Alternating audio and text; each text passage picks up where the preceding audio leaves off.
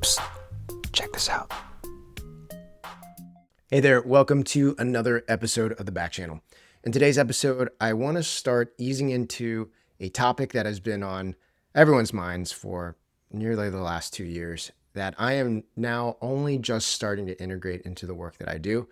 And it's going to come up in more of my content, including the Back Channel. That topic is AI. I think the things that I want to cover about AI are an encouragement, a warning, and a first lesson. So the encouragement that I want to push out there for everyone is that, as Toby from Shopify talked about to his team, if you are not using AI reflexively, as in your first instinct should be to do something with AI whenever solving a problem, at least seeing what AI can do to help you get further down the road, advance yourself, then you are making a mistake. That is something that we all need to build into our habits. It's something that I push my team around to make sure that we are trying to break out of the instincts that we have built over time, being a little bit older generation. If you are older than, say, 25, you might have already grooved your workflows to first use Google, first try to grind yourself through a problem. So that's my encouragement. My warning is that, look, AI, from what I've discovered, doing knowledge-based work, as well as using AI to help as an assistant for physical around the house projects, what I've consistently seen is that AI has this breakdown. 80% of what it does is insanely amazing. It's so good. It gets it right. It pushes you automatically. It gives you the right answers. About 10% of it, it's meh about. It's not amazing. It's also not terrible or painful or bad. And then there's this last 10% that we all have to watch. 5% of that is 5% of the time, 5% of the answer, 5% of steps in a step-by-step process is absolutely wrong, is made up, is hallucinated, can actually be painful, deleterious to the goal that you're actually going after. That's 5% of what AI is right now. And the other 5% is a little more insidious, not as obviously, oh my God, I can't believe you're lying to me, wrong, but maybe just as negatively impactful. And that 5% is that I believe that AI misses the nuance, the sort of nuanced 5% that actually moves the needle, that actually is the thing that kind of unlocks how you might execute a real strategy. I think that's part of AI's answer set, at least today, that we all need to be aware of. Now, I believe that these percentages will change, that 80% probably goes to 95, that the 5% error rate goes down to, 1, 2, 3%, and that nuance changes. Maybe it captures more nuance. There's always going to be a little component of it, and I think that's where our challenge as humans lies over the next couple of years at least. All right, so the problem with fundraising is that it just seems so simple, right? Fundraising is asking people for money. That's the first big problem. The second big problem is that most of the people that are going out to try to fundraise have been trained their whole lives this idea of fake it till you make it. So those two things combined create one of the biggest challenges that I see with startup founders today, which is why I created Adamant Fundraising.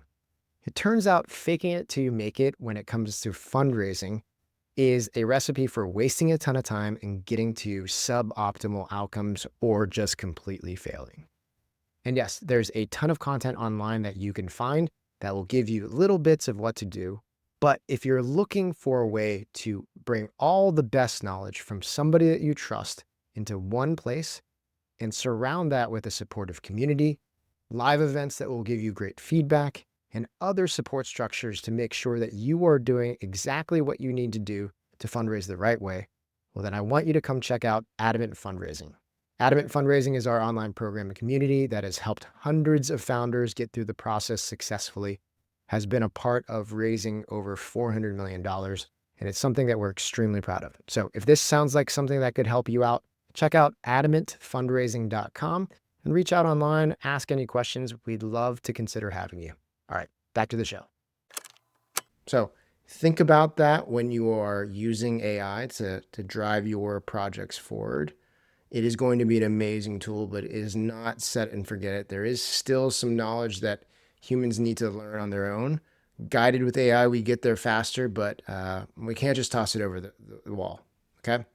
Now, with all that in mind, I still believe that we need to be changing our workflows. And a lot of that starts with me. So when I'm talking about education or advising or coaching around processes that are associated with the best fundraisers, if I am not guiding everyone through, well, how do we use AI in this process to make you faster, better, smarter, quicker? Well, I'm really not doing my job. Okay. So you are going to start seeing me talk about re-evaluating and readdressing the guidance that I've given my community and making sure that I integrate how I would use AI in that. And some of this is going to be live learning with you all. As I say, well, this is how I build a story or a deck today. Here are the questions that I ask myself when helping someone with a deck. How would I do it with AI to be smarter and better? How would I use AI and then question myself to make sure that this was the right answer? That's what I'm going to be doing.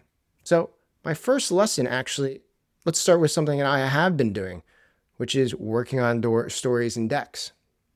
Now, there are a lot of tools out there that have been built to leverage LLMs to build decks for you. You can even go directly into ChatGPT and say, help me build a deck and help me build the storyline, etc. And there are more advanced projects that are directly integrated into the process of building visuals too. So there's a text-based story that goes along with a deck, and then there are visuals. There are apps like Gamma, which I had started hearing tons of amazing things about when it comes to building amazing decks. Now, here's what I've actually experienced firsthand using a lot of these products, including Gamma, which I think a lot of people had hoped would be this tool that allows you to one-shot an amazing pitch deck, as in give it a prompt and then poof, slide, and it's amazing. Barely need to touch it. My own experience is that it's only been kind of okay. And kind of okay doesn't really get you that far.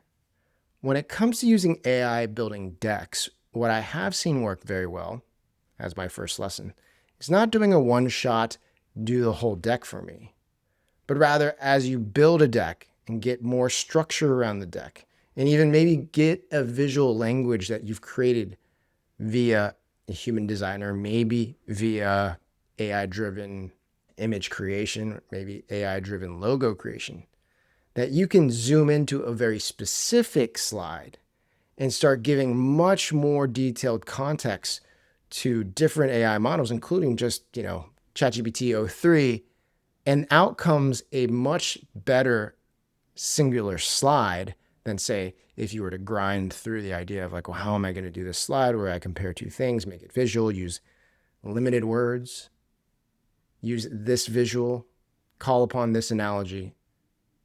How am I going to do that? A lot of times that itself is difficult, but with the help of AI, you can give context for a specific slide and get something that may not be perfect out the gate, but certainly gets you really far down the road where you can take what's there, massage it yourself, maybe work with your team, work with a designer, and get to the end point that is really going to shine way faster than you would.